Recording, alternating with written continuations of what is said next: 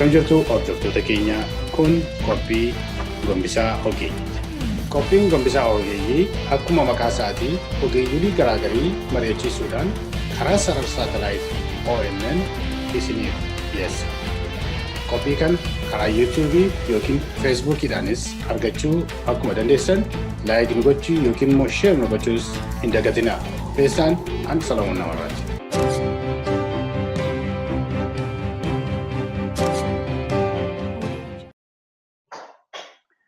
Akkam jirtu daawwattoota keenya baga nagaan jiraattanii kun Qophii Gombisaa Ogeeyyiiti. Ani immoo Solomon Namarraa kan qopheessanii dhiyeessu. Yeroo kam caalaa isa durii caalaa yeroo hundumaa caalaa uummati Oromoo yeroo ammaa kana du'aaf gadadoo rasaasaan samiirraa gadi lafarraa immoo rasaasa lafarraatiin reebamaa rukutamaa ajjeefamaati jira. Yeroo Dr. Abiyyi shumamee abdiin keenya inni guddaan keessumaayyuu waa'ee siyaasaan isaa hafee nama waaqayyooti karaa waaqayyoo jedhe irra adeema jenneetu abdii qabna turre jechaadha. Baay'ee keenyaaf waa'een Itoophiyaa abdii nu keessatti harte. Takkaa nuti nama Itoophiyaati jennee fiilingii sana utuu hin qabaatin gaafa Dr. Abiyyi aangootti dhufu baay'een keenya abdii horraa dhufne jechaadha. Haa ta'u malee utuu waggaa tokko hin ga'iin yookiin ji'a 8 utuu hin ga'iin bifi inni duraa gogaa kan biraa jijjiirratee gogaa isaa isuma kaleessaa uffatee gadi deebi'utti ka'ee jechaadha. Kun eessaatii kan inni dhufe duriidhuma isaa tooftaa qabsoo Oromoo finiinee dargaggoon Oromoo, qeerroon Oromoo, hayyonni Oromoo, aktiivistoonni Oromoo karaa hundumaatiin sochii isaan geggeessan kuni isaan waan yaaddesseef tooftaa falaniitu Dr. Abiyyiin achi ka'an jenneeti yaadutti ka'an irra jechaadha amma. Yeroo kam caalaa seenaa biyyattii sana keessatti uummati Oromoo karaa jiruutiin xiyyaaraan samiirraa gadi rukutamee hin beeku. Kan dhumaa jiru har'a Oromoodha. Kaleessa hin hinnee hidhaatii hinnee jedhaniitu Oromoo baay'eetti fokkoraa turan. Garuu har'a immoo deebisee kumaantamaan hidhamaatii jiran. Warruma kaleessa hidhamee tarras mana hidhaatti gurama. Manni qotee bulaa irratti gubama. Dubartoonni hin gudeedamu. Baankiin qabeenyaan garaagarii karaa jiru hin saamama. Xiyyaaraan gajjallaa bokkaan rasaasitti gadi roobaa uummata keenyatti gadi arga. Yeroo kam caalaayyuu immoo Dr. Abiyyi uummata Oromoo gandummaadhaan yookiin immoo haala biraadhaan holola irratti ofuudhaan gargar qooduudhaaf yeroo inni socho'aa jirutti argina jechaadha. Keessumaa dhiha Oromiyaa gara Wallaggaa irratti hololanni waltajjii irra taa'ee asii gadi labsuun har'a Oromoon gara inni itti qoodamaatti deemuudhaa fi aisoleet godhee Oromoo gara dhiyaa rukutuudhaaf kan inni qopheessaa jiru yeroo itti mul'atutti argina jechaadha. Kun dhaabbachuu qaba. Yeroo kam caalaayyuu dhaabbachuu akka inni qabu itti amanna jechaadha.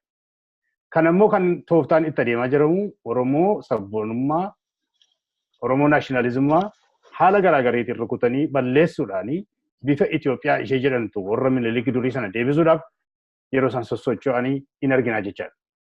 Waa'ee kana irratti namoota lama qabadheen jira. Isaan kana ni beektanii Dr. Beenyaa Gaasaa ni beektanii akkasumas obbo Israa'el Sobbooqaa qabadhee isinii yaadheera baga nagaan dhuftanii isin jedha booloo tokko. Nagaan nu beekte.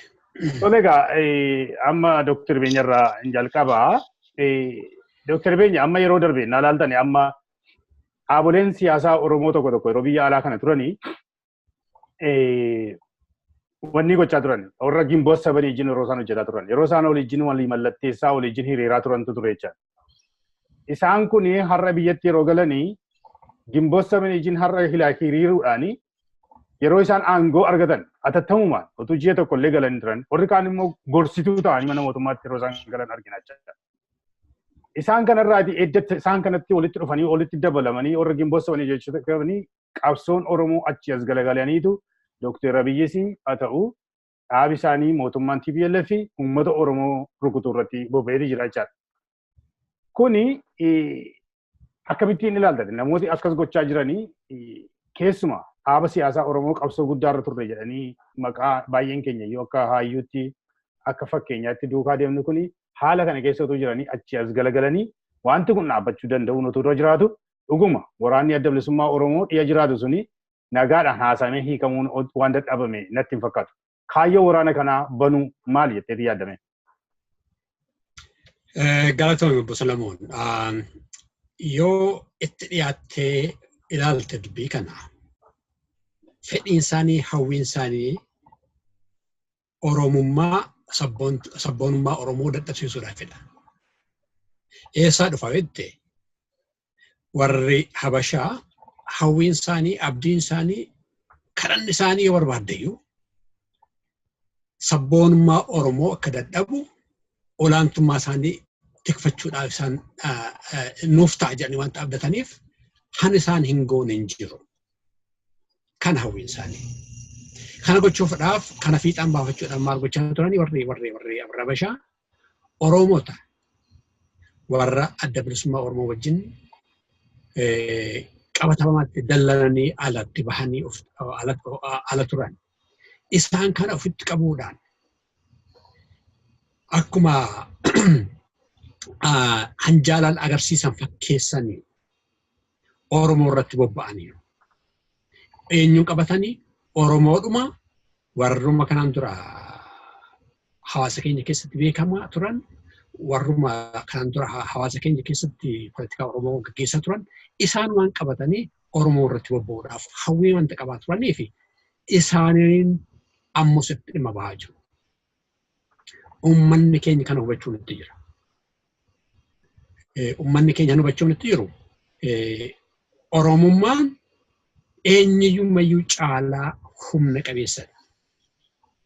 Ana miti, si miti, obbo Israa'elis miti. Eenyumayyuu caalaa Oromummaan hantiffachuu nutti jiru, hanjajjibeeffachuu nutti jiru, ta'ee mul'achuu nutti jira. Namoonni tokko tokko yaada isaanii duratti qaban sana dhiisanii Itoophiyaa sana warri dhaadhisan hoo jiraatanii mirga isaaniif. Haa ta'u malee garuu isaan olaantummaa Habashaa tiksuudhaaf gadaantummaa Oromoo irratti bobba'uun isaanii Oromoo gadaantummaatti gashuudhaaf bobba'uun isaanii ittiin jiru. Oromoon kana hayyamuun ittiin jiru.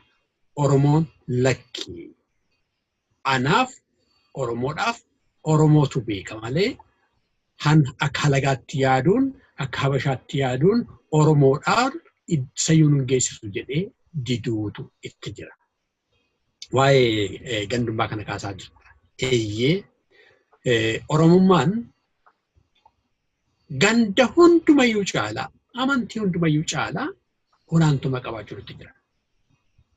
Gandatti yoo galle cabne banne hawwiin Habashaa hawwiin warra Itoophiyaanis jalqabaanis ta'e har'as kana hawwiin isaanii. Oromoon yoo gandatti yaadutti ka'e amantiitiin yoo yaadutti ka'e dadhabaa deemaa wanta ta'eef isa kanarratti akka bobba'aa jiran ifaa ifatti mul'ataa jira. Uummanni Oromoo garuu kana keessa darbee kana keessa caalee of agarsiisuu nutti jira. Tokkummaa Oromootu bilisummaa Oromoo nu eegsisu nuufidha. Tokkummaa Oromootu uummanni Oromoo humna qabeessa ogeessa beekaa ofiisaadhaafis humna ollaasaadhaafis kabaa kan ta'ee bahuu danda'u yoo tokkummaa isaa ijaarame tiksame.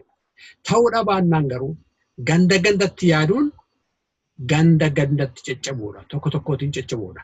Seenaa Oromoo keessatti kan hubachuu nutti jiru yeroo gobannaattis jalqabee uummata Oromoo gandaan diiguu isaaniitti gandaan taraa rukuchuu isaaniirraa kan ka'edha. Han Oromoon cabee waggaa 450 haalagaa jira ture.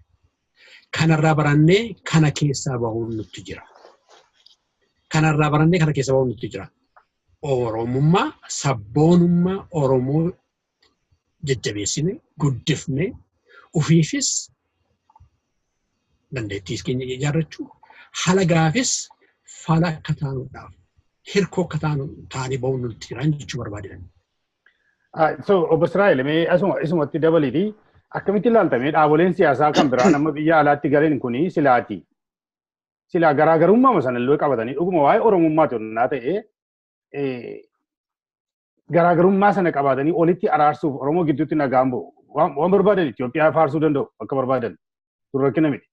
Garuu silaa rakkina gidduu isaanii jiru sanallee otuu nagaadhaan hiikuun lakki kana wayya jechuun dhiisanii gara lachuutti dheekkamuu danda'u turan. Otuu kana gochuun isaanirra jiru televezyiinii irratti gadi ba'anii warri bebbeekamoon hadheessuu waraana bilisummaa Oromoo hadheessuu hooggansa bilisummaa Oromoo hadheessuu deeggartoota bilisummaa Oromoo hadheessuu irratti bobba'anii jiran jechaadha.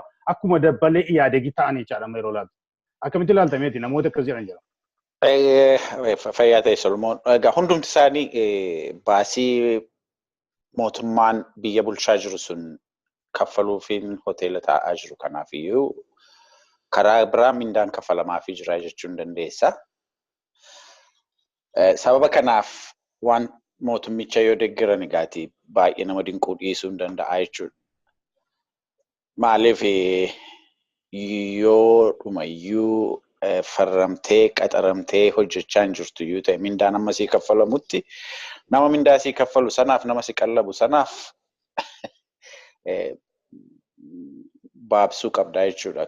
Kanaan natti fakkaata gaatii karaa tokko karaa biraa yommuu laaltu dhaaboleen tokko yommuu isaan tokkummaa Oromoo faarsan argita. Mootummaan biyya bulchaa jirullee yommuu inni tokkummaa Oromoo faarsu argita. Garuu tokkummaa Oromoo walitti fiduudhaaf tarkaanfii inni fudhate tokkollee argine hin beeknu. Dhaabolee dhumti amma biyya keessa jiran kun hundumti isaanii yommuu isaan tokkummaa Oromoo waltajjii irratti ba'anii yommuu isaan Oromoon akka tokko ta'u waamicha dhiyeessan irraa kan hafe hojiitiin wanta isaan hojjetan argine hin beeknu. Kanaafiyyuu baay'eensaa afaaniin kabaraaf godhaniiti karaa lafa jalaa garuu tokkummaa Oromoo waan diigaa jiramu namatti fakkaata. Maaliif yoo jettee fi akkuma ati sila jette muummichi ministeeraa Itoophiyaa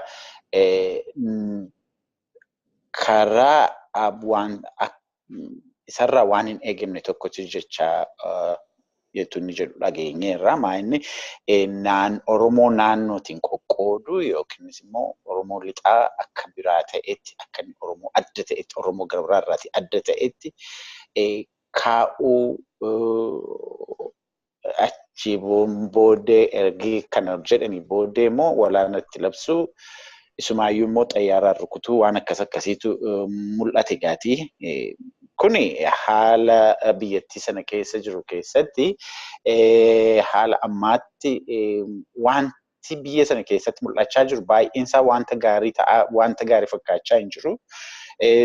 Karaa tokko tokkummaa Oromoo diigaa jiru, karaa lammaffaa Oromoo addaan baasanii rukutaa jiru. Kanaafiyyuu dhaaboleen siyaasaa biyyattii sana keessa jiran yookiinis immoo waamichi godhamee fi biyyattiitti deebi'an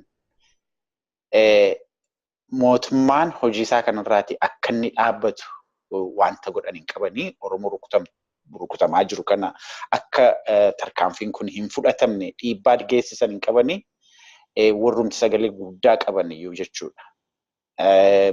Mootummichi immoo kana dura haala itti walii gale sana adda bilisummaa Oromoodhaa waliin hojiitti hiiksisuudhaaf fedhii hin agarsiisne waa hundumaaf preconditionii lafa keewwatee mootummi Oromoo rukutuudhaaf qophii isaa fudhatee dhumarratti rukuttaa kana geessisee gaatii kanuma argina hamma ammaatti siin jechuu kooti.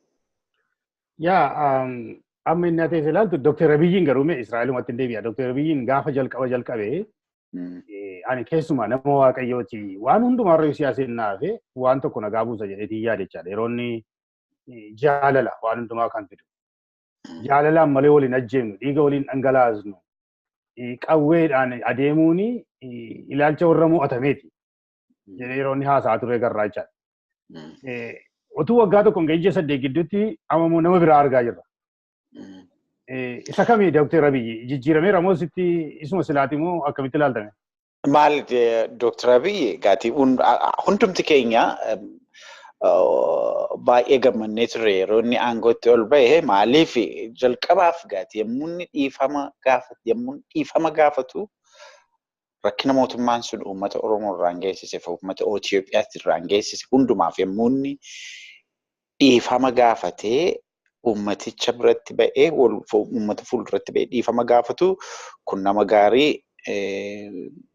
badii darbe hundumaayyuu irraanfannee biyyattii kana waaqayyo illee yaadatee wanti jiru tokkotti namni akka kanatti nama baay'een akkasitti yaadutti ka'e all of a sudden bubbulee wanti jedhame gara biraadhaa, wanta mari'atame gara biraadhaa, wanti hojjetamu gara biraadhaa, wanti promised ta'e yookiin wanti waadaa seename gara biraadhaa, wanti hojjetamu gara biraadhaa.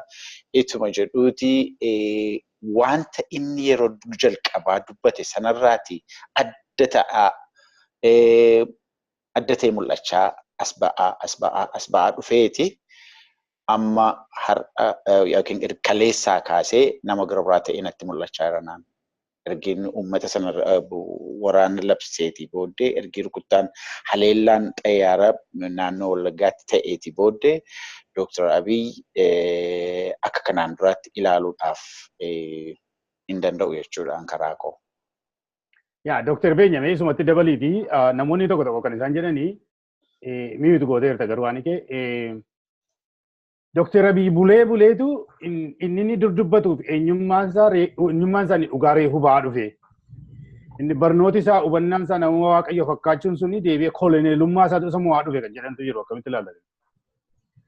Galatoomi. Gaaffii isa duraa turte tokko keessatti waan tokko dabaleetan isa lamaffaatti ishee dhufa. Isa duraan turte keessa waa'ee warri alarraa biyyatti galan maalii fi position akkasii qabaatan isa jiru irratti dabalee obbo Israa'el kaasee biratti beektee sammuun namaa dorgommii keessa jira. Dorgommii adda bilisummaa Oromoo keessa waggaa bahanii dorgomnanii gruuppii humna ta'e qabu ta'anii baana jedhanii yaadanii turan. Inni isaanii yaadan sun hin taane. Kanarraa kan ka'e gar tokko waraana ijaarrachuu yaalanii turan hin taanee fi gar tokko immoo politikaalii dhumallee influential taana jedhanii yaadanii turan hin taanee fi wanta dadhabaniif amma adda bilisummaa Oromoo isa humna ta'ee ba'ee isa irratti akka diinummaa irratti itti bobba'uu isaanii uummanni Oromoo hubachuu nuti jira. Dorgommii sana wanta caalanii bahuu wanta dadhabaniif har'a miidiyaatti bahanii humna qabeessa ta'anii as dhiyaachuuf taafataa jiru. Waraana ijaarrachuun dadhabanii I'm not blaming them. Dubbiin isaa ulfaataadha. Garuu warri adda bilisummaa Oromoo xurree duratti qaban irraa kan ka'ee ijaarratanii humna ta'anii as bahuuf waggaa isaan ba'an kana irratti bobba'uun hin jiru jechuu barbaadetaniin. Gaaffii keessa lammaffaa kan dhufe. Beektee hannu yaaddessu waa'ee Dr. Abiyyi hansaa qofaa miti beektee sistematu jira haninni aangootti ba'e. Sistema Itoophiyaa sanatti ba'e. Sistema Itoophiyaa sana inni Dr. Abiyyi bakka sana dhaquudhaaf sistema sana jijjiiruu hin danda'u. Sistema isaatu jira. Farda Miniliktu yaabbatame. Fardi Minilik akka Minilik leenjisatti dhagulufa. Fardi Minilik akka sirba Minilik sirbutti sirba.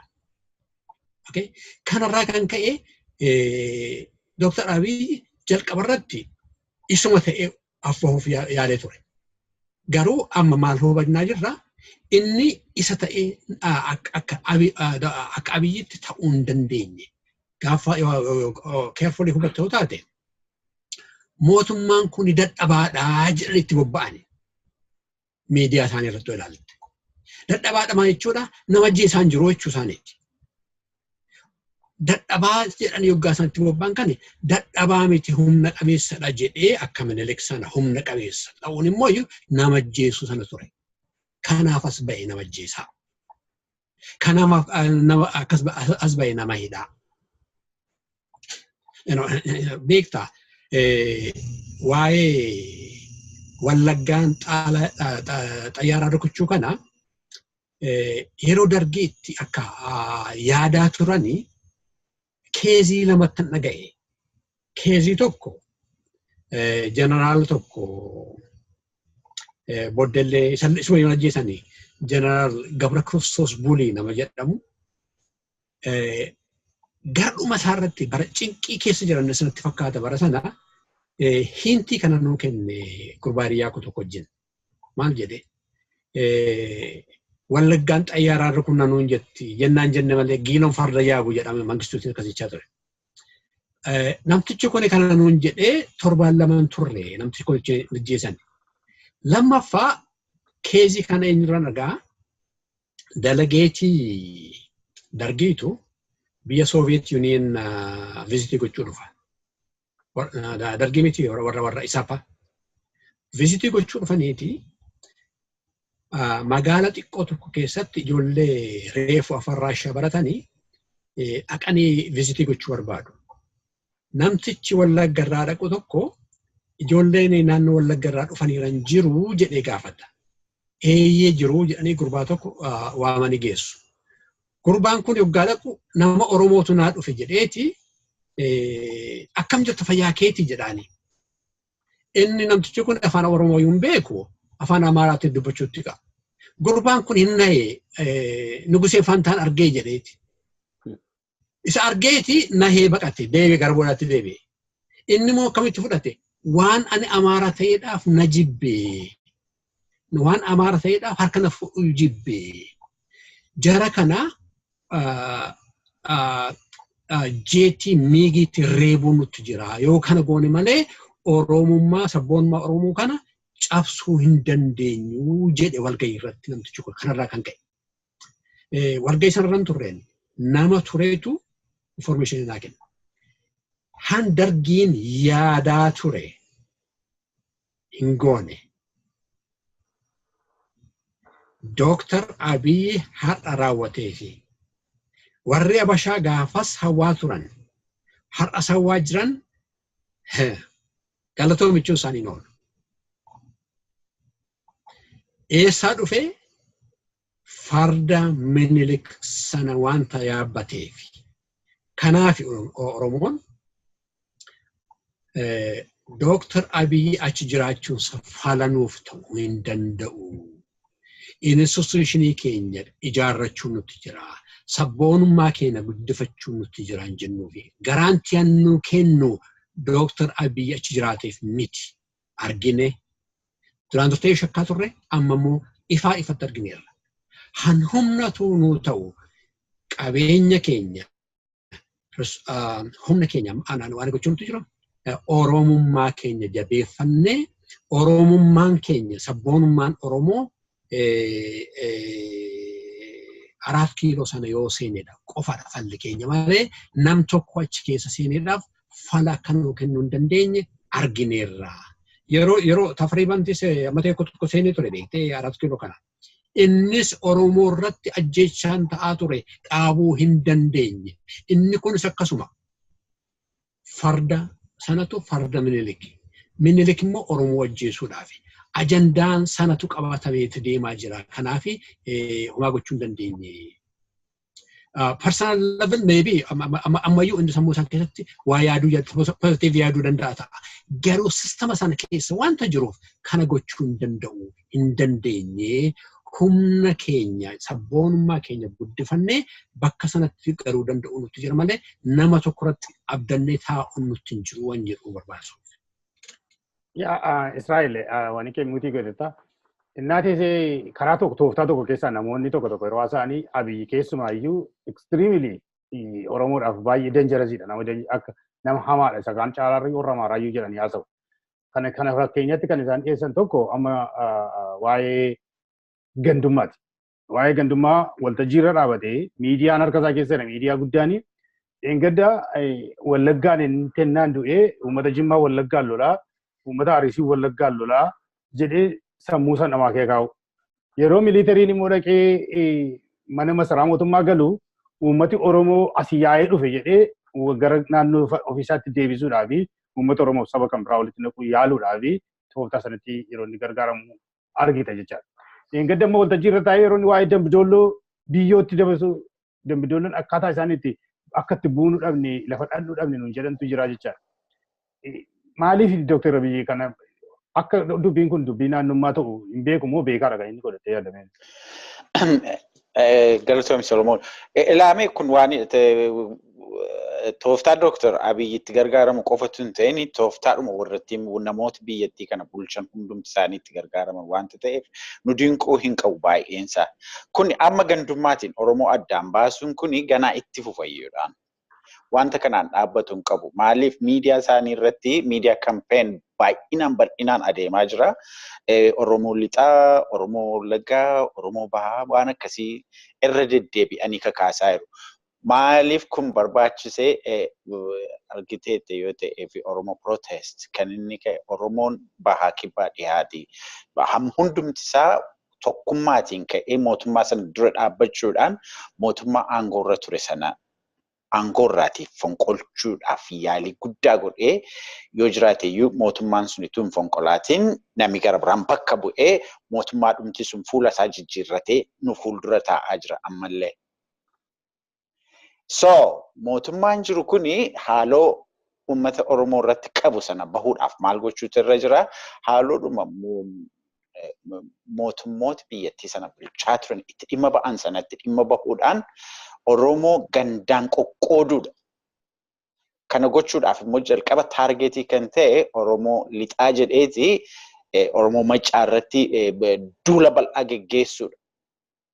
Duula bal'aa geggeessuudhaan la argitee seenaa Oromoo keessatti si'a duwwaadha kan xayyaarri Oromoo rukute bara. Inni tokkoffaan Edenii irraa dhufaniiti xayyaarra Ingilizii warra fincila raayyaa rukute. Inni lammaffaa fincila Baalee ajaja Jeneraal Jaagama Keellootiin fincila Baalee rukute. Inni sadaffaan ajaja Koloneel Abiyyiin Wallaggaa rukutee jechuudha. Innaa kuni Oromoo irratti si'a sadii bobba'anii fincila Oromoo keessatti ta'u dhaabuudhaaf Oromoo haamlee rukutuudhaaf cabsuudhaaf sodaachisuudhaaf wanti isaan yeroo sadanuu dhimma itti ba'an xayyaaradha. Amma immoo tokkummaa Oromoo protest isa jedhu sana isa mootummaa biyyattii sochoose sana tokkummaa Oromoo sana cabsuudhaaf jalqaba taargeetii isaanii isa ta'e Oromoo lixaa yookiin Maccaa rukutuudhaaf Oromoo isa kaanirraa addaan baasuudhaaf olola irratti adeemsisuudhaaf kanatti dhimma ba'an. Kanatti aansanii maaliin dhufu? Kanatti aansanii amma Oromoo rukuttaatiin yookiin humna miliitariitiin rukutanii laaffisuudhaan itti jalqabaniiru. Inni itti aanu immoo amantiitiin dhufu nama moosichi. Kana hin godhu mootummaan OPDO'n kanaan durayyuu Oromoo garaagar baasuudhaan baay'ee beekamtuudha. Haala kana itti fufuudhaan ammas gandatti aansitee amantiitiin Oromoo addaan babaasuudhaan Oromoo isa tokko irratti kaasu yookiin immoo Oromoo walirratti kakaasuudhaan haalli jiru kun caalaayyuu akka inni hammaatu gochuudhaaf qophii qabu. Kanaaf immoo olola isaan miidiyaa kampeen godhanii fi ololli dabballoota isaanii muummicha ministeeraa dabalatee kana ittuma jiru. Kanaafiyyuu wanti kun waan dhaabbatu hin fakkaatu ittuma fufa jechuu kooti. So, Dr. Beenyaa achumaan ituma kana keessaa hin bahini tokko amma iddoo kana kan dhugaansaa gadi ba'aa dhufe miitii gooteer ta'anii kee araara sana kan didaa jiru mootummaa naannoo Oromiyaa miti. Mootummaan naannoo Oromiyaa obbo Lammaanfaa jaarsoliin abbootiin gadaa dhaqanii araarsan sana hundumaa fudhatanii deemanii walii galaniiru miti kan dide walii galaniiru. Kan dide garuu mootummaa Koloneel Abiyyiitu dide. Isa kan dide waan kana didaa jiru kan jedhu agarsiisu. Ammumallee gidduu kana inni agartee ta'ee abbootiin gadaa fi haadhotiin siiqqee qabatanii rizooluushinii wayii dhiyeessan jechaadha. Rizooluushinii sana dhiyeessuun adda bilisummaa Oromoo fudhadheera yeroo jedhu mootummaan Dr. Abiyyi diduudhaan waraana itti fufee jira jechaadha. Xiyyaaraan uummata nagaa irratti rasaasa roobsaa jira, boombii roobsaa jira jechaadha. Manneen namootaa gootaa jira. Kana kan inni godhuu fi tooftaa ittiin abbootii gadaaf deebisuu diduunsaa ittiin abbootiin gadaa akka paaworii hin arganne isaaniin dadhabsiisuudhaaf kaalcharii aadaa Oromoo sana dadhabsiisuudhaaf tooftaan itti fayyadamaa jirudha kan jedhanii haasa'atti jalqabaniiru jechuudha. Amma akkamitti ilaaltati? Dhuguma itti yaaddaa? Beektaa namni Oromoo ta'ee instituushinii Oromoodhaaf namni kabaja hin qabne balaaleffatamaa ta'uutu jira. Maayichi kooti. Oromoon abbootiin keenya, akaakoliin keenya instituushinii Oromoof nuu kennan keessaa instituushinii gadaati. Instituushinii siiqqeeti. Instituushinii waaqeffataati. Instituushinoota kana hankeenya waan ta'eef kabaja qabaachuuf nutti jira. Namni sabboonaan tokko, sabboonaan Oromoo tokko instituushinii Oromoodhaaf namni kabaja hin qabne jiraachuu hin danda'u. Warri immoo akka halagaatti sirbuu barbaadan, akka halagaatti yaadan Institutionii Oromoo kana hin tuffatuyyuu maaliif ija harargaatiin ija institutionii Oromoo jaalaalaa jiru. Hin tuffatuyyuu maannu gootu maannuun jetti jechuudha. Uummanni keenya garuu daddabalee han kaasuutu jiru. Institutionioota keenya han keenyadha han abbootii keenyatti ogummaatu keessa jira. Humnatu keessa jira. Waan ta'eef jajjabeeffachuun nutti jira. Achi keessaa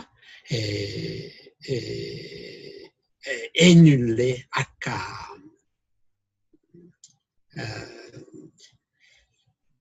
ummata Oromoo irratti akka roorifneef Dr. Abiyyiin iyyuu bilisa baasuu dandeenya institutionii keenya yoo guddifanne. Inni amma ajandaa han Oromoo wanta hin qabneef ajandaa warra Abashaarraati deriveetii godhata yaadasaa. Yaanni Oromoo institutionii balleessu yaada Oromoo institutionii xiqqeessu gonkumaan Oromoo ta'uu hin danda'u. Oromoo institutionii isa kaba malee, isa ijaara malee, isumaafuu qoricha malee isarratti gonkumaa hammina yaadu institutionii Oromoo han Oromoo waan ta'eef innis ilma Oromoo waan ta'eef. Garuu akkuma daddabalee mul'atu namni sammuu hallagaatii yaadu bareedina abbaasaa, bareedina haadhasaa, bareedina akaakayyuusaa abaabiliisaa arguu hin danda'u. Halagaan Minilik Oromoon gootummaa isaa argaa hin jiru. Nagar. Kanaaf yaan Oromoo tokko tokkootiin hancabsuu dhaqeefi. Kanaaf amantii isaanii humnaan isaan jijjiirsifataa ture. Uummanni keenya kana beekee institutionii isaa tikfachaa, institutionii isaa guddifachaa eenyuun haa ta'u isa haraas kiiloo jirus ta'e iddoo barbaade yoo jiru dirqisiisuu danda'u nutti jira. Fedhii Oromoo malee fedhiin Dr. Abiyyi fiixaan bahuu hin danda'u gonkumaa. Fedhiin Itoophiyaa Oromoo irratti impoozdi ta'uu nutti hin jiru gonkumaa. Kana gochuudhaaf uummanni keenya sabboonummaa isaa jajjabeeffatee guddifatee mul'isuu danda'uutu jira. Akkuma yeroo darbe tokko haasofne. Sabboonummaa sana keessa beektee humnatu jira. Akkati ija qarootiin dubbii argitu si taasisa. Akkati qabeenya kee humna kee walitti fiddee rakkina keedhaaf akkati barbaaddatu si taasisa. Akkati barataa dhootaate. Barataa gaarii, barataa ija qabeessa si taasisa. Naggaadee dha'ootes akkasi. Hojjetaa mootummaallee yoo taate sabboonaa taanaan uummata kun tajaajila jetteeti effectively hojjetta. Garuu sabboonummaa of keessan qabdu yoo taate akkamiin waa hammaarradha, akkamiin waa qicadha, akkamiin waa sobaa sanatu dhufa beektee. Akkuma yeroo darbe tokko daddabalamee ka'u. Akkuma Dambidolloo airportii Dambidolloo ijaarra jedhan sana. Probably amma waggaa ta'uuf jira. Okay? Akkasuma ta'aa beektee dubbiin sobaa eessaanuu isaan hin geessifne.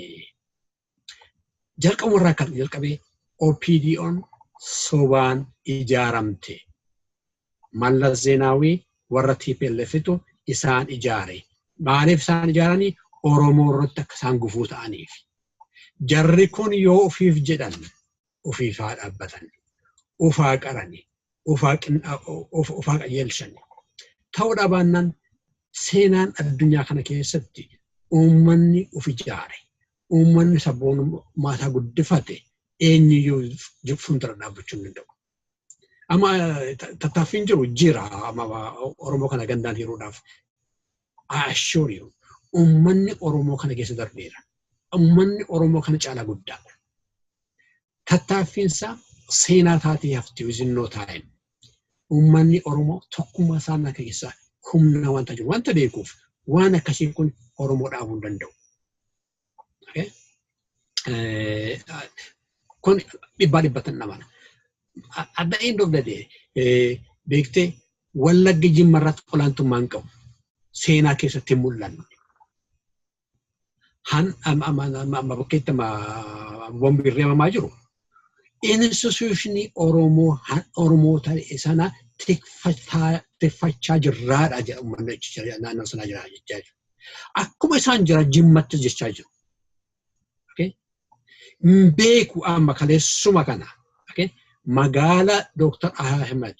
Abiyyi Ahmed itti dhalatee guddate keessatti uummanni kantiibaan keenya hattuu nurraa kaasaa jechaa turani eenyu isaan achi kaa'ee hin beekama. Fedhiin naannoo qallam jiruu fi uummanni Oromoo Jimma keessa jiru fedhii adda addaan qabu. Fedhii adda addaatu jira jedhanii ijaaruu barbaadani. Isaantu bada malee tokkummaan Oromoo hin sharafamu gonkumaa. Kuni ana mitan barreessi beekte. Uummata Oromootu akkasittiin barreeffatee kaawwateera. Har'a nan balleessa jettee baadde ofii kee badda malee uummanni Oromoo seenaa siyaasaa keessatti barreeffatee kaayeteeru eenyuyyuu jeequu hin danda'u. Kana jechuun barbaada. Talaga Abu Israa'el miitii gooterta amma qabsoon siyaasi Oromoo kaampii lamatti warra Itoophiyaan sympathizer warra ta'anii amma warra nationalism bobbaasutti kan jiranii fi akkasittiin ilaalaa jira jechaadha amma namoonni. Garuu immoo kan isaan jechaa jiranii kan isaan ABO irratti waraana banan. ABO'n isaan keessa jabaa waan ta'eef isa kana dadhabsiisanii yennaanii deebi'aniitu kan akka KFO fa'aa aktivistoota Oromootti galagaluu inumaayyuu kan amma kan gungumamaa jiru maa'inni umarratti OPDO mataasanii OGP mataasaa rukutaniitu dhaaba Itoophiyaatti jijjiiruu barbaadu kan jedhantu jira akkamitti ilaaltameeti. Galatoomini Solomon ilaabee walga'ii vision Itoophiyaan qopheesse tokko yoo argiteetta ta'e isumatti jette kanatti dubbatu namooti walga'ii sanarra turan keessaa namni tokko maal akka jedhan wanti isaan jedhanii Profeesar eenyudha Dr.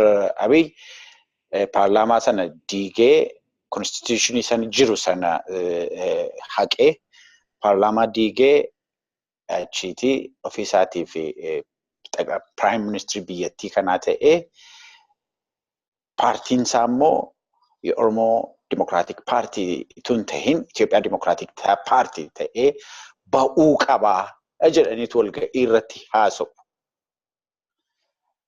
Waan jarri kan haasa'an kun jara qoosaaf haasa'an tun ta'in jara siyaasa keessatti siyaasa bara Haile Sillaasee bara dargii achi immoo bara Ihaadeeg immoo biyya alaa keessatti sochii adda addaa bakka adda addaa keessatti naanna'anii hojjechaa turanii fi dandeettii ga'aaf gaarii ta'e tokko kan qabanidha jarreen kana haasa'an kun.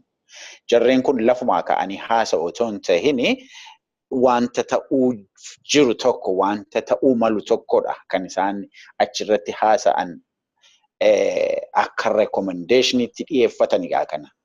Isattis himneerraa jedhan gaati achirratti. Haalli amma biyya keessa jiru immoo sanuma mul'isaa jira. Ilaamee har'a adda bilisummaa Oromoo irratti duulame. Tokko jedhe. Lammaffaa Oromoo gandaan hiruutti jalqabame lama jedhe. Kuni tarkaanfii isaan jalqabaati. Oromoo diiguudhaaf dhaabolee Oromoo jiran hunduma isaanii tokko lama sadii jedhaniitu guyyaa guyyaatti balleessaa dhufanii tokkoon isaanii sichi kan survive gochuu danda'an hin jiraatan haala kanaan itti fufee jennaan. Ilaali lolli eessatti adeemaa jira? Oromoon eessaa buqqa'aa jira? Oromoon Wallaggaatti buqqa'aa jira. Oromoon Harargeetti buqqa'aa jira. Oromoon Booranaatti buqqa'aa jira. Lolli naannoo kana sadanitti adeemaa jira. Naannoon kun sadan akka mootummaan sun yaadutti naannoon kun sadan OLF stronghold jedhaniitu yaadu isaan.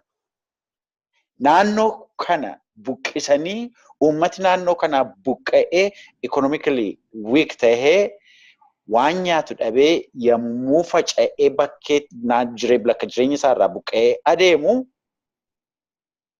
gaaffiinsaa gaaffii politikaa osoo hin ta'in gaaffii daabboo wanta ta'uuf gaaffii Oromoo gaaffii siyaasaa gara gaaffii daabbootti xiqqeessuudhaaf naannoo sanatti lola labsuu, lola banuu, Oromoo buqqisuu, uummanni buqqa'u immoo gargaarsa dhoowwachuu akkasumaan itti fufanii dhaabii sun achi jira jedhanii wanta shakkaniif naannoo sana dadhabsiisu. Naannolii kana dadhabsiisuun tooftaa isaanii isa jalqabaati. Kana har'amni kan isaan jalqabanii ituu Dooktar Abiyyi aangoorra hin bahin jalqabame kun.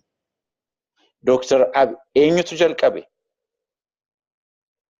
Paartii Dooktar Abiyyiin filate Ihaadeegtu jalqabe.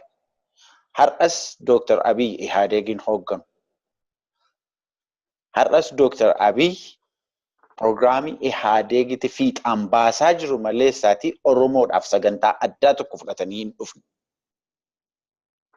Oromoodhaaf immoo sagantaa aadaa, seenaa Oromoo, eenyummaan Oromoo akka inni dagaagu tokko wanti isaan godhan tokkollee ja'an 7-8 darban kana keessatti waan agarre tokko hin qabu. Kanaaf duraan akka nutti fakkaachaa turetti namni kun aangoo isaarra turuudhaaf beezii isaa kan ta'e Oromoo jabeessuu qaba, beezii isaa jabeeffachuu qaba jennee yaadaa turre. Garuu namni kun beezii isaa jabeessuutu hin ta'in beezii isaa diigee gara diktaaterummaatti achi adeemaa jiran. Kun immoo itti fufaa dhaaboliin siyaasaa Oromoo kanaan booddee akka kanaan duraatti yookiin hamma ammaatti warri jiraatan hundi isaanii wanta itti fufan natti hin fakkaatu anaan karaa koo. Lolli Wallaggaa Harargeef Booranatti jiru kunis immoo wanta yeroo salphaa keessatti uummati naannoo sanaa deebi'ee qubatee jireenya isaa tasgabbaa'ee jiraachuudhaaf wanta sababi isaa beekaa itti fufan nagaan akka bu'uun barbaadan. Adda Bilisummaa Oromoo ergi biyyatti deebi'eeti booddee mareedhaaf si'a baay'ee irra deddeebi'ee gaafateera. Kan jala harkaan lafarra gototaa ture garuu mootummaa sana maaliif naannoo sanatti akka jeequmsi ka'u wanta barbaadaniif lafa naannoo waraanni Adda Bilisummaa Oromoo socho'aa ture hundumaa sana keessatti waraanni ittisa biyyaa naannoo sana wanta jiruuf walitti bu'iinsi lamaan isaanii gidduutti ka'u suni jeequmsa wanta uumuuf sana wanta barbaadaniif akkuma sanaan itti fufaa turanii uummatis buqqa'aa jira, uummati ammallee ala jira. Waraanti nagaadhaaf tasgabbii naannoo sanaatiif garantiin hin jiru. Tokkummaa Oromoo diiguu akkuma sila jenne tokkummaa Oromoo amantiif gandaan diiguu. Aadaa Oromoo, amantii Oromoo, akkaataa ittiin bulmaata Oromoo irratti tuffii agarsiisu, gaaffii yookiinis immoo sochii siiqqeef warri gadaa araaraaf dhiyeessan sana, gaaffii isaan dhiyeessan sana tuffiitti harkatti tuffachuudhaaf dhiisuudhaan lola labsuu. Sun hundumtuu wanta baay'ee nu hagu wanta mootummaan suni Oromoodhaaf hamma kanatti ulfina akka inni hin qabne asii agarsiisa. Aadaa Oromoodhaaf akka inni ulfina hin qabne asii agarsiisa. Tokkummaa Oromoo akka inni hin barbaanne asii agarsiisa. Maaliif tokkummaa Oromoo diigaa jiru wanta ta'eef jechuu kooti. Practically wanta arginu wanta dubbachaa irraan gara diktaaterummaatti adeemaa jira kan nuun jennuu fi wanta nama hidhaa inni jiruudhaaf. Mootummaan kun nagaa booressaa jira wanta jennuu fi araara nagaa wanta hin fudhanneedhaaf. Mootummaan kun aadaa fi seenaa Oromoo akkaataa ittiin bulmaata Oromoo fi ulfina kabajaa hin qabu kan inni jennuu fi gaaffii warri abbaan gadaa fi siiqqeen dhiyeessan wanta tuffatee harkatti dideef. Mootummaan kun nagaa Oromoo eegaa hin jirru wanti hin jennuuf immoo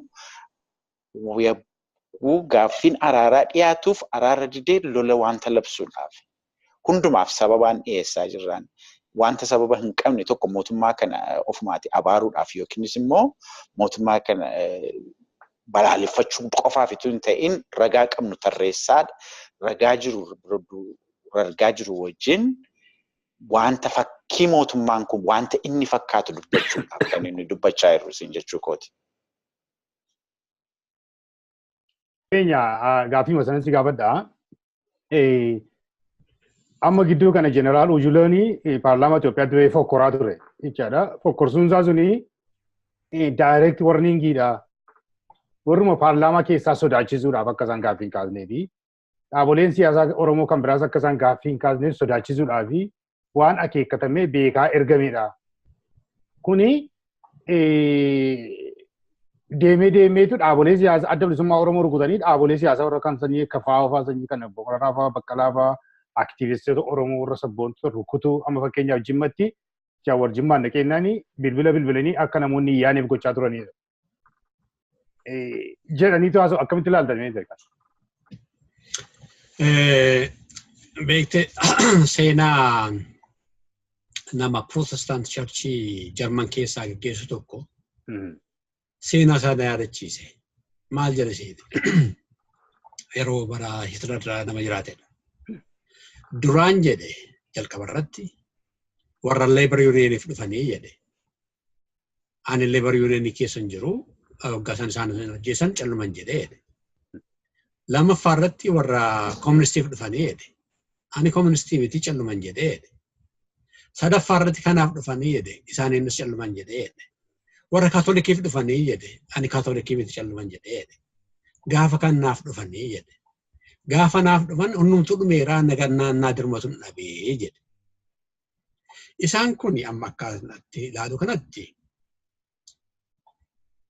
yaada mirga dhala namaa isa jiru sana ammos akkuma yeroo darbee tiraashii keessa galchaniiru. Garbeejii keessatti gataniiru. Yaada mirga dhala namaa jedhu. Erga anni kun erga tiraashii keessatti gatame kosii keessatti gatame tokko tokkootiin hunduma isaaniif waan dhufuuteetu fakkaata. Ganda kanas immoo beektee ganda kanatu har'adhaa bormoo ganda biraati iftaan immoo ganda biraati. Wanti kun dhufuu mala. Kanaaf uummanni keenyi ija qarootiin ilaaluun nutti jira. Ija qarootiin ilaalee dhaabadhu jechuu danda'u nutti jira. Maaliif yaanni kun beektee mirganni jiru sun yoo hin jiraanne bakka dhaabatu hin jiru beektee daangaa dhabannuutu. Amma fakkeenyaaf waggaa dubartoota Abashaa yoggaa aangoo kennee fi namtichi kun dhuguma progressiif akkas nama progressiif jedhee fudhadhee ture. Gaan Oromoo immoo ta'u intaloo Caaltuu Taakkalaa nama dubartii waggaa 8 ol manidhaa keessa turte deebisee manidhaatti waggaa deebisu nama jechisiisa beektaa. Abbaa Gadaa jedhaniiru miti jee Ambootti. Exactly Abbaa Gadaa bakka adda addaatti jedhan. Maa jechuudha egaa kun. Safuun Oromoo sun sammuu isaa keessa hin jiru, aadaa isaa keessa hin jiru. An nama gaddisiisu beektaa. Nan amana wanta kana nan amana dhibbaa dhibbatti. Abbaansaa lubbuun jiru approving godhanii fi gocha kana. Dhibbaa dhibbatti nan amana.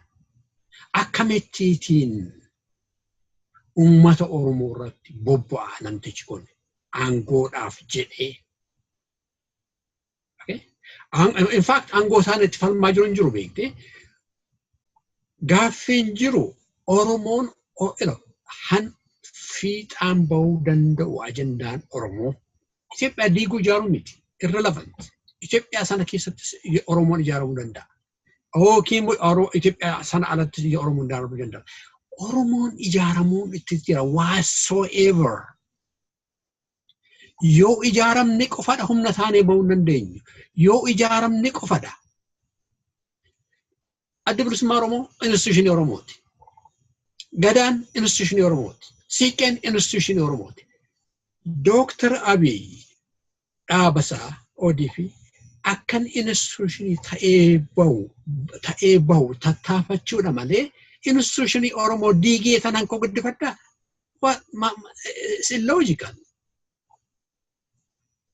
Yoo ofii kee guddachuu dadhabde guddina guruupii tokko irratti bobbaata instituushinii tokkotti akkasin ta'u beektee hawaasa guddisuudhaaf yoo taate, Oromoo guddisuudhaaf yoo taate, uummanni Oromoo humna qabeessa ta'e akka gochuu barbaadde akka carraa qabda dorgomtee fiixaan bahuudhaaf.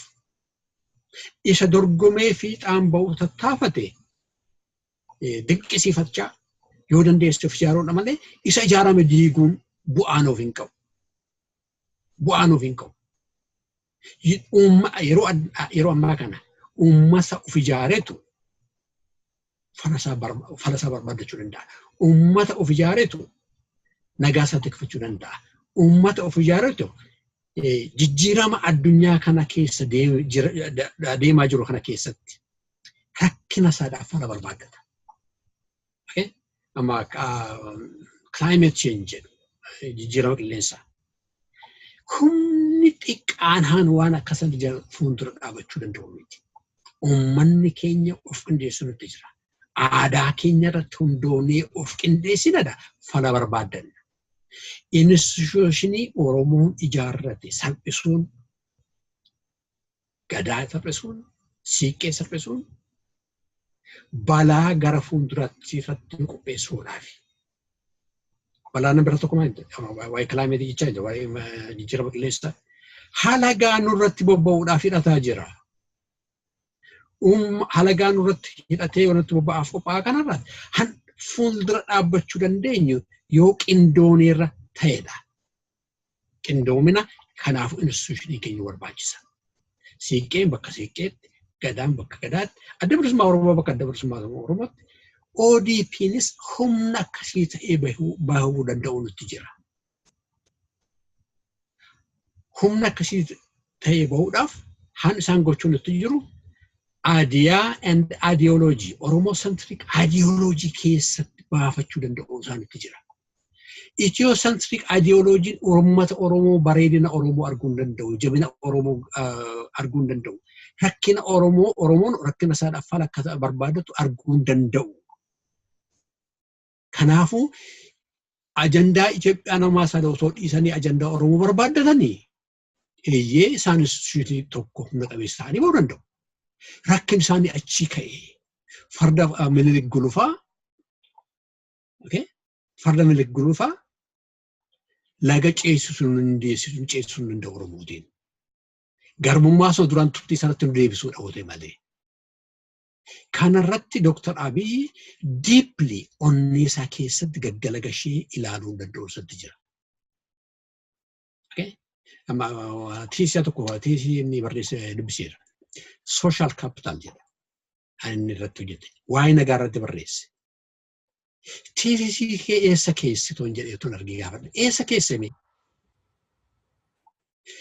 Nagaa tiksuun hin danda'amaa jetta tiisii kee irratti. How on earth Oromoo irratti waraana banta?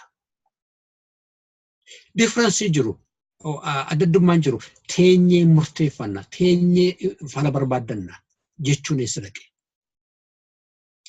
Oromoo institutional capital, cultural capital jedha. Gadaan keenya, siiqqeen keenya. Akkamitti isaan irratti ija habashaan ittiin ilaaluudhaan ilaaltee, ija tuffiitii ilaaltee han isaan gaafataa jiran bira darbuuf yaalta. Anaaf naan ta'u, anaaf naan galu. Anaaf naan galu.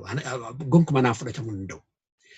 Dhalli Oromoo tokko instituushinii Oromoo kabajan qabu taanaan maandaa Oromummaan isaa akkuma yeroo kan deddeebifnee kaa'amne Oromummaan dhiiga miti, Oromummaan aadaadha. Aadaa Oromoo keessa hin jirtu taanaan Oromummaa keessaa baate jechuudha. Kanaafuu yookiin Oromummaa keessatti funkshinii godhi, akka gadaa Oromootti funkshinii godhi, kabajaa instituushinii Oromoodhaaf kabaja agarsiisi, akka Oromootti hojjedhu, akka Oromootti ilaameedhaan deemi. Waraanni bu'aa hin qabu kasaaraa malee. Fakkeenya tokko nama fudhaa Solomon dhiifama. Biyya Kanaadaa fi biyya Ameerikaa wal biratti ilaalla. Biyya Ameerikaa keessatti nam tokko nama ajjeese hin ajjeesu. Biyya Kanaadaa keessatti nam tokko nama ajjeese hin ajjeesani hidhaa jireenya isaa hundumaa akka mana dabarsu godhu. Otoo nama ajjeesuun fala ta'e biyya Ameerikaa keessa namoonni nama ajjeesan xiqqaataa deemu ture. Xiqqaataan deemne. Kanaadaa wajjin ol bira gad dorgomsiifnu. Maal jechuu barbaadeetaniin vaayolensiitti geessa malee nagaatti hin fidu. Nagaadhaan nagaatti fiduu danda'u. Nagaadhaan nagaatti fiduu danda'u. Uummata keenya irratti xayyaaraatiin bobbaasuun nagaa uummata sanaa jeequun ijoolleetitti guddata beeki. Ijoollee har'a yoo kanan beekti ijoolleen hin boossi yoo nakan. Waan guddaadhaafis waan xiqqaadhaafis hin boossi. Maali yoo jedhani mootummaa Itoophiyaatu pileeniin rukutee jedhuuni. Ijoolleen kun kanatti guddatti. Shakkii mootummaa Itoophiyaa irratti qabaattu. Jibba Itoophiyaa mootummaa Itoophiyaa sanatti qabaattee akka isheen guddattu gootaa jirta. Itoophiyaa mara sanatti amantaa taate. Kana hubachuun isaanitti jira. Amma keezii tokko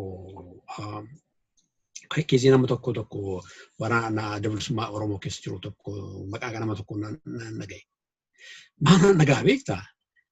Namtichi kuni gaafa pirezidaantiin Oromiyaa Juunaddeen Saaddoo ijoollee mana barumsaa keessa ari'ee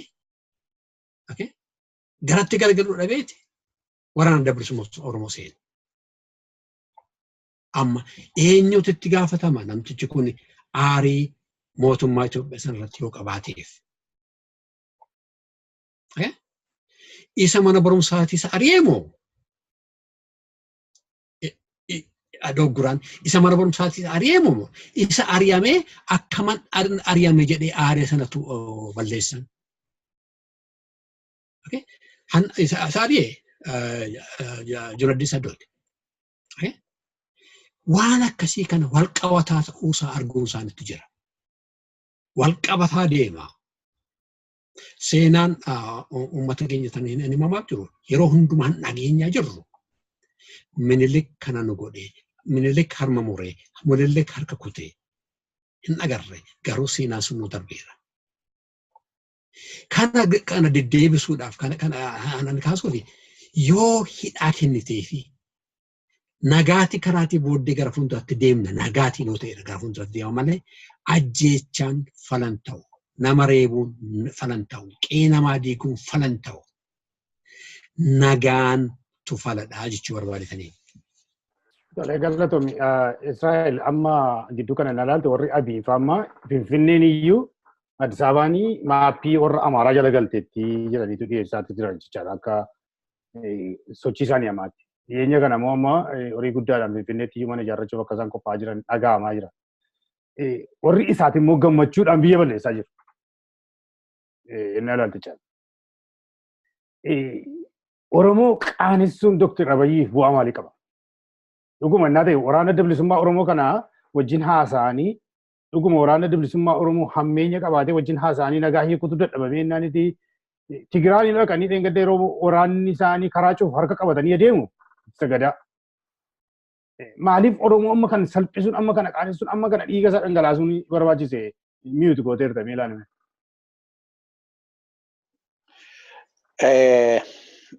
Solomon wanta nama gaddisiisu anis gaaffii kooti kun maaliif akka isaan kana gochuu barbaadan hin beeku garuu barbaachisaan turreen.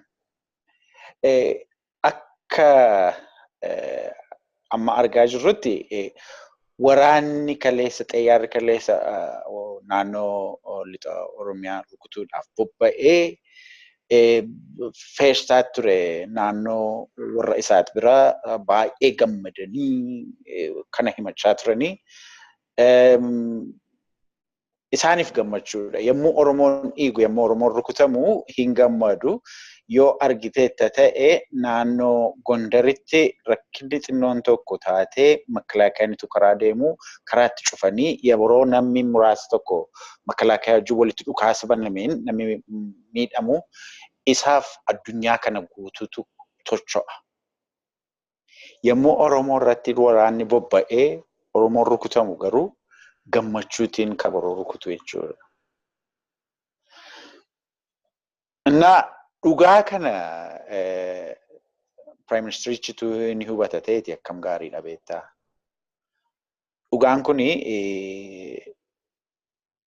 har'a Oromoo isa hiyyeessa qotee bulaa baadiyyaa keessa jiraaturra rakkina ga'u kanatu yookiin du'a ajjeechaa duula itti duulamee rukuttaa ga'aa jiru kana gammachuu inni uume suni borimmoo ituu aangoo amma Prime Ministerichi irra jiru kana gareen gara biraan tokko fudhachuudhaaf aggaameeti akkasuma gammachuun isaanii akkasuma dachaa dabalaa deemaa jechuudha.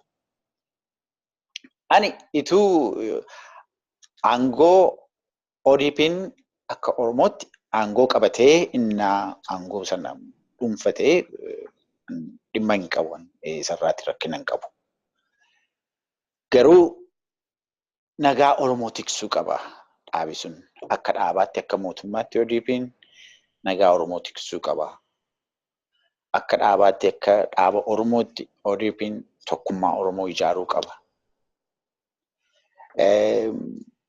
Akka dhaaba Oromootti amma Oromoo keessa dhaabolee 15-16 jiran natti fakkaata. Tokkummaa dhaabolee Oromoo tokkummaa politisiyaanota Oromoo ijaaruudhaan Oromoo humna Oromoo tokko ijaarrachuu danda'uu qaba ture.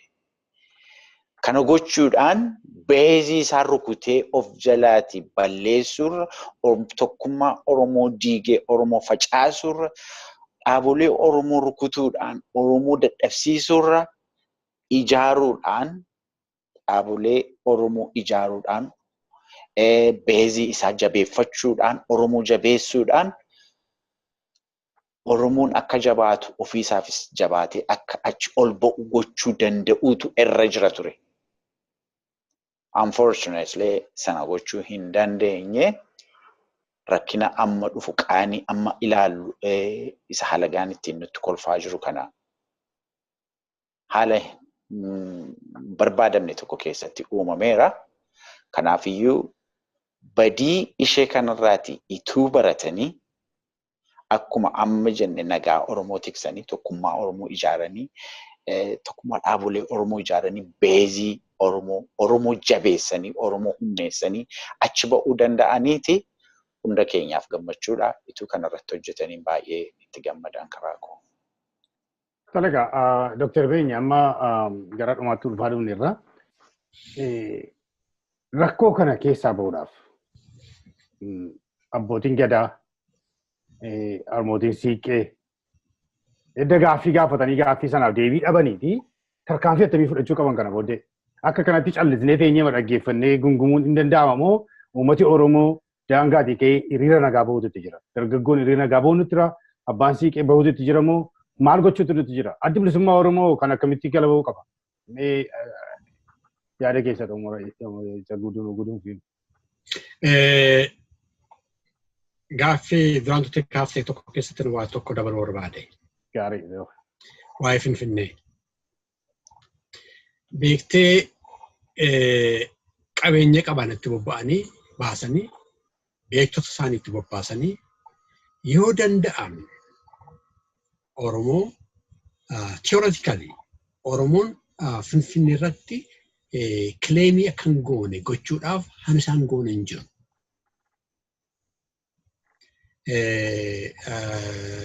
Ji'a lama akkam dura moo ji'a tokko dura magaalaa Baarbaraa moo akkasiin jedhu tokko Finfinnee har'aa kanadha seenaa keessatti jedhanii argumentii tokko kaasan. Yoo dubbistee hin beeku Profeesar Gulummaa Gammadaa deebii kennee fi sobadhaa walqabataa miti jedhee. Maal jechuu barbaadaniitiin kana jedhanii naannoo Finfinnee Abashaatu Oromoon bakka sanatti dhufeen dura achi turree jechuu barbaadaniiti. Isarratti hin dhaabbanne waraqaa tokkos immoo faranjii ispoonsar godhataniiti horiitiin bitu beekte horii qabu. Washington Post irratti kan baay'ee tokkotu jira. Isaan immoo maal godhan si'eete beektaa nama dinqu naannoo hoolotaa dhakaa tarree jiru tokko argani.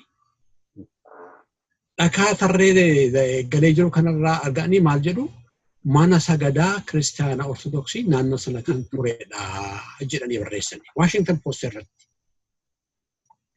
Deebii isaa kenneefiin ture Washington Post irratti akka maxxansu gaafadhee isaan naaf hin maxxansine garuu ayyaantu irratti wanti kun baheera. Deebii ani kenneefi. Anan dinqisiisu arkeoloojiin fala ta'aa jedhanii argumentii akkasii kaasu. Arkeoloojiitiin olaanaan keenya akka isaanii ta'uusaa pruuvii godhaan jedhuudhaaf. Eessaa dhufuuf barbaadaa jiru beektaa? Oromoon Finfinnee keessaa hin qabdanii jechaadha jiru. Kuni beektota isaanii itti bobbaasanii qabeenya isaanii itti bobbaasanii faranjiillee ofii dirmachiifachuudhaaf tattaafataa jiru. Nuyi garuu teenyeeti ammayyuu wal qoossaana. Halagaan nu nyaachuuf nuti afaan banaa jira. Nu immoo as teenyeeti wal qoossaana. Instead of focusing to the issue. Rakkina keenya isa guddaa irratti xiyyeeffachuurra walitti xiyyeeffannee jirra. Kanadha warri politicians ODP Dr. Abiy han ilaaluun itti ture. Barreessamni kun jecha jedhanii miti. Faaktiidha kun. Ilaaluu danda'u. Washington Post irratti maxxanfame. Eessaaf deemaa jiru? Finfinneen keessa miti Oromoo dinaayii gochuudhaaf. Oromoo naannoo sanaan buqqa'e gahaa miti jechuu isaaniiti. Ammallee buqqaasuudhaaf tattaafatu hawwii isaaniiti mul'isaa jiru. Achitti Finfinneetti dhufnee yoo waa yaarannaa ajandaadhuma sana keessa kan jirudha kun. Uummanni Oromoo deeply hubachuun itti jira. Politically active warra ta'an, social activities ta'an kana hubachuu danda'uun itti jira. Dhiibbaa guddaa qaba kun uummata keenya irratti. Jeequmsa biraa, gaaga'amsa biraa uummata keenya irratti fiduudhaaf qophaa'edha. Kana akkan dhufne gochuudhaaf tattaafachuun itti jira. ODP Dr. Abiy obbo Lammaan kanan argan taanaan maal hojii ture? Dandeettii kanatti hin hubatan hin qaban taanaan maal achi hojii ture? Balaa uummata Oromootti dhufaa jiru kana dhaabsisuudhaaf hin tattaafatan taanaan jiruun isaanii maaliree?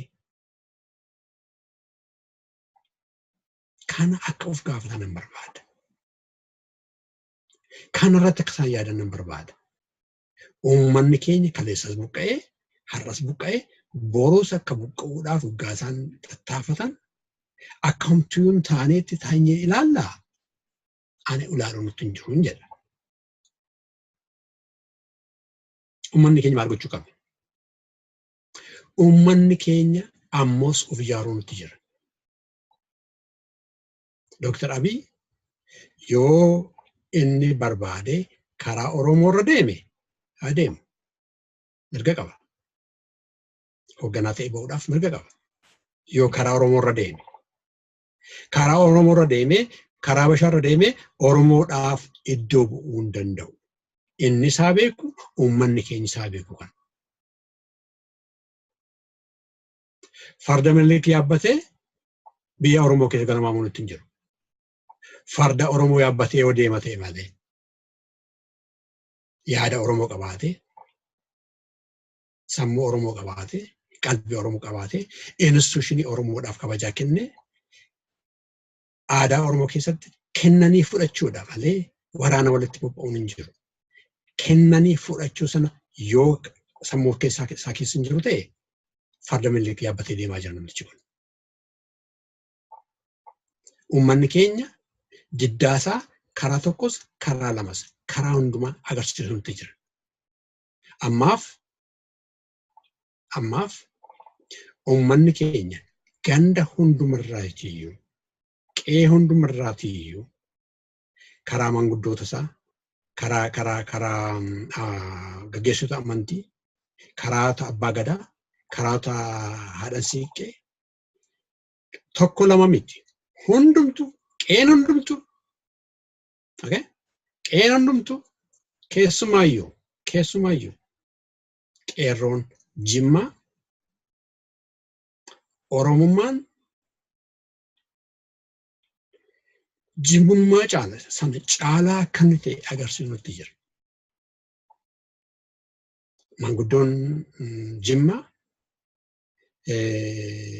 haasoo yookiin immoo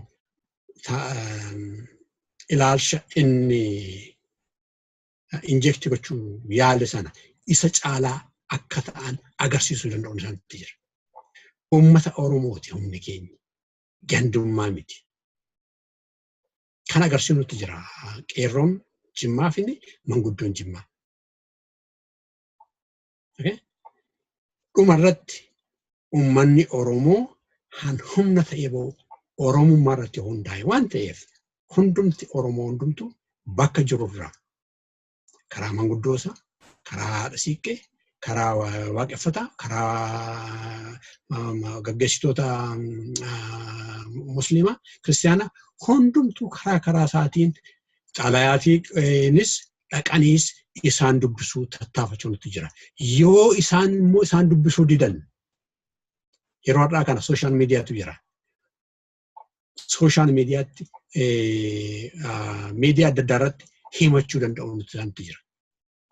Maybe gara fuulduraatti akkaataa isaan ittiin qunnamuu danda'an kana qopheeffachuu nutti jira. Maaliif yoo han isaan barbaadan, han isaan ta'an, han isaan irra ga'e bakka ittiin himatan hin qabaanne isaanis immoo abdii kutachuu malu.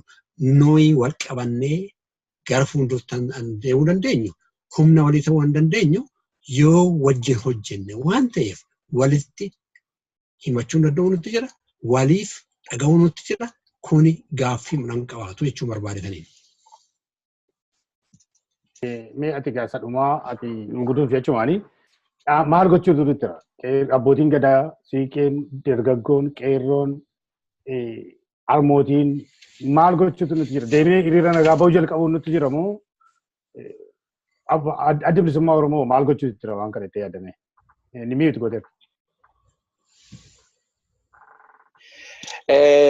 Ani waan koo inni duraa Oromoon akkuma kanaan duraa yemmuu tokko balleessu wal ifatee achi walitti dudda galagalchuu caala muummichi ministeera Itoophiyaa amma jiru kuni badii darbe kanaaf ituu correctionii wayii fudhateeti gaarii natti fakkaata. Oromoon politically karaa politikaa jabaachuu qaba, karaa dinagdeetiin jabaachuu qaba, socially jabaachuu qaba. Yoo argita ta'ee fi yoo hubatteef naannoo Oromiyaa tokko tokkotti ji'a ja'aan darbe kana keessa dinagdeen garmalee gadi kufee jira. Geejjibi hin jiru, manni barnootaa hin jiru. Nagaan boora'ee jira akka jirutti. Kanaafiyyuu waraana bobbaasuutiin tun ta'ini fala gara biraa barbaaddachuudhaan nagaa naannoo Oromiyaa keessa jiru kana akkaataa inni itti tasgabbaa'u yaaluu karaan jira. Karaa sana falachuu danda'utu irra jira natti fakkaata mootummaan kun. Socially yommuu ilaaltu manni hawaasii xinnoosee amma jeequmsi naannoo hin jira. Manni barnootaa banaa miti. Waajjiraaleen mootummaa baay'een cufaadha. Akkanatti fakkaatutti naannoo lixaa miidhuu barbaadu laata yookiin naannoo hawaasa naannoo sana jiru akka inni tajaajila mootummaa biraatiin arganne gochuudhaaf haa ta'u wanta yaadame wanta ifa miti. Garuu waajjiraaleen mootummaa, instituushinii mootummaa naannoo sana jiran hundum isaanii function gochaa hin jiranii cufamaniiru. Baay'een isaanii transportiin hin jiru akkuma sitti hime. Kanaafiyyuu haalli kun akkaataa inni itti fooyya'u irratti mootummaan hojjechuu qaba. karaan irra deemamaa jiru kun sirrii miti. Karaan irra deemamaa jiru kun sirrii miti. Karaan lolaa nama hin baasu. Oromoodhaafis mootummaadhaafis faayidaa hin qabu barra. Garuu karaa nagaati wanti guddaan nagaa ijaaruu danda'u irratti bobba'eeti. Baay'ee gaarii natti fakkaata. Karaa siyaasaa dhaabolee siyaasaa Oromoo keessaa wajjin ituu karaa itti waliin hojjechuun danda'amu tokko yaalii karaan barbaadameeti. Inni gaarii natti fakkaata. Adda bilisummaa Oromoos isarratti hojjeteeti gaarii natti fakkaata. Akkaataa itti mootummaa kanaa wajjin walitti dhufee rakkoo mootummaa kanaa fi adda bilisummaa Oromoo gidduu jiruuf furmaati argamee karaa nagaa wajjin hojjechuun danda'amu tokko irratti yaalii hamma dhumaatti yaalii gochuun barbaachisaa natti fakkaata anaani. Akka ilaallutti dinagdeen naannoo Oromiyaa naannoo baay'eetti ekonomikaalii namni baay'ee dadhabaa jira. Namooti horii baankii irraa fudhatan illee deebisuu rakkachaa jiru. Maaliif nagadi hin jiru? Geejjibi hin jiru taanaan, tiraanspoortiin hin jiru taanaan dinagdeedhaaf gaatii inni barbaachisaadha. Wantoota barbaachisan keessaati tiraanspoortiin isa guddaadha. Tiraanspoortiin immoo akka gaariitti hin jiru taanaan, hojiirra hin jiru taanaan ekonomiin naannoo tokkoo hin kufa. Kanaafiyyuu naannoo geejjibi tiraanspoortiin irra dhaabate kanarratti akkaataa itti tiraanspoortiin itti eegalu irratti mootummaatti hojjeteeti. Inni gaarii natti fakkaata. Mootummaan kanarratti hojjechuu qaba. Maaliif uummata isaa miidhamuu hin qabu. Mootummaa kanaa wajjin duddaaf garaa ta'ee adeemuu hin qabu. Uummata miliyoonii baay'eedha uummati achi naannoo sana jiru. Uummati miliyoonii baay'een kun mootummaa irratti finciluun faayidaa hin qabu mootummaa kanaaf. Mootummaa kanaaf faayidaa wanti qabu uummati naannoo sanaa mootummaa wajjin walii galee rakkoo jiruuf furmaata barbaadamee nagaan yoo bu'etti mootummaadhaaf faayidaa qaba. Maaliif oomishiin oomishamaa, qonnaan hin qotamaa, bunni naannoo sanaati gabaatti ba'ee gurguramu. Ekonomii biyyattii kanaaf illee faayidaa guddaa qaba natti fakkaata. Wanta baay'eedha wanti naannoo sanaati mootummaan kun itti fayyadamu. Gibirri sassaabamuu qaba. Taaksiin hin kaffalamu taanaan mootummaan kun waan hojjetu function gochuu wanta danda'u natti hin fakkaatu. Kanaafiyyuu kanarratti ituu hojjeteeti irra gaarii. Ani isa institutionii Oromoo ijaaruu irratti institutioniin Oromoo kun tuffatamuu hin qaban. Mootummaan kana tuffachuu hin qabu. Mootummaan kana akkaataa isaan itti jabaatan yaalu abbaa gadaa qaalluu siiqee hammi kun jarri kun institutioniin kun institutionii Oromooti. Faayidaa guddaa qabu. Politically, economically, karaa dinagdee, karaa siyaasaa fi karaa hawaasummaa biyyattii Oromoo keessatti qooda guddaa qabu. Gadaan gaatii sirna bulchiinsa Oromooti sanarraati waan baay'eetu derived ta'a. Kana ituu kabajaatiin ulfinaan qabannee qormaatiyyuu irratti geggeeffamee haala amma jiru kanatti immoo kabajuudhaan ituu harka gaariitiin qabneeti gaarii natti fakkaata. Kanarraa kan hafe ani isa waa'ee hiriira nagaa kana hin beeku. Garuu uummati yeroo karaa tokko mootummaan daangaa cehee nagaa uummataa booressu mirga isaa gaafachuudhaaf hiriira nagaa bahuu hin danda'a. Kanaafiyyuu qeerroon kanarratti yaaduu qaba natti fakkaata. Qeerroon Oromoo nagaa Oromoo tiksuudhaaf dirqama qabu. Mootummaa caalaa yoo isaantu dirqama qaba natti fakkaata. Kanaaf irratti yaaduun barbaachisaa natti fakkaata. Haala kanaan yoo itti fufne dhumaatiin keenya jechuun xumurri keenya gaarii hin ta'u. Kanaaf hamma danda'amutti rakkina jiran hundumaaf furmaata barbaadu nagaa Oromoo tiksuu danda'udha mootummaan kun. Wanti guddaan hamma danda'ametti akkuma sila jedhe immoo tokkummaa Oromoo ituu ijaaruun danda'ameeti. itu dhaabolee siyaasaa kana wajjin iyyuu nagaa buusuu danda'ameeti. Ofuudhuma isaatiif mootummaan amma aangoorra jiru kuni beezii isaa yookiin dudduubbee isaa jabeeffachuu danda'a. Kanarraa kanaaf ofuma isaatiif yommuu Oromoo rukutuu ofii isaatiif of rukutaa jira deebisee of rukutaa jira. Of rukutuu jechuun immoo ofiima isaa laaffisaa jira. Dr. Abiyyi Oromoo rukutee Oromoo laaffisee deeggarsa warra gara biraarraan eega yoo jedhee fi gaatiin beekumsa isaatii beekan isa hammam akka inni fiixaan isaa ba'u garuu tokkummaa Oromoo nagaa Oromootu jabeessee Oromoodhaa waliin hojjechuudhaaf carraaqqii godheeti isatu irra baay'ee wanta faayidaa qaba Oromoodhaaf faayidaa qaba isaafis faayidaa qaba jechuun barbaada kan ko. Egaa dhumarratti daawwattoota keenya qophii keenya yeroo raawwannu kan hin jedhu Dr. Abiyyiif dhaamsan dhaamu mee nama waaqayyooti ati waa'ee Abeelii waa'ee Qaayil ni beektaa Qaayil akkamittiin obboleessa isaa akka inni ajjeese dhiigi obboleessa isaatii immoo bantii waaqarratti akka inni iyyatee ni beektaa jechuudha. Kanaaf rakkinni dhiigi ilmaan namoo dhiigi qulqulluu dhangalaasuu kuni bantii waaqarratti akka inni iyyataa jiru ani sitti himuu nama barbaachisu ati iyyuu beektaa waan ta'eef garuu ilaali siin jechuudhumaan barbaada. Kanaaf hordoftoota keenya kan hordofaa turtaniif hedduun isin galateeffadha. Obbo Israa'el Dr. Beenyaa hedduu galatoomaa isin jedha yeroo biraa wal argaa nagaa waaqayyootiin.